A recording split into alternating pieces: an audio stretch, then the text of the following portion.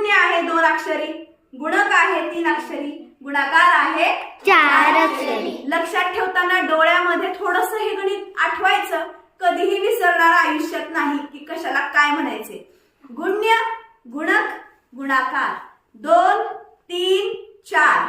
आपण लक्षात ठेवण्यासाठी ही क्लुप्ती थोडीशी आपल्याला उपयोगी पडणार आहे, कारण हे ग आणि न प्रत्येक ठिकाणी सेम आहे. ग आणि न, ग आणि न, ग आणि न, म्हणून आपल्या डोळ्यामध्ये हे शब्द सारखे वाटतात. याच्यासाठी ही क्लुप्ती लक्षात ठेवायची. वरती 2 अक्षर आहेत, खाली 3 अक्षर होतात आणि त्याच्या खाली 4 अक्षर होतात. ही आपली आजची क्लुप्ती आहे. गुण्य, गुणक, गुणाकार. गुण्य वरती आहे, ज्या संख्येला आपल्याला गुणायचे ती वरती संख्या, ज्या न गुणणार आहे ती म्हणजे गुणक संख्या, आणि जे येत आहे ते उत्तर आहे ते आहे गुणाकार. ठीक आहे.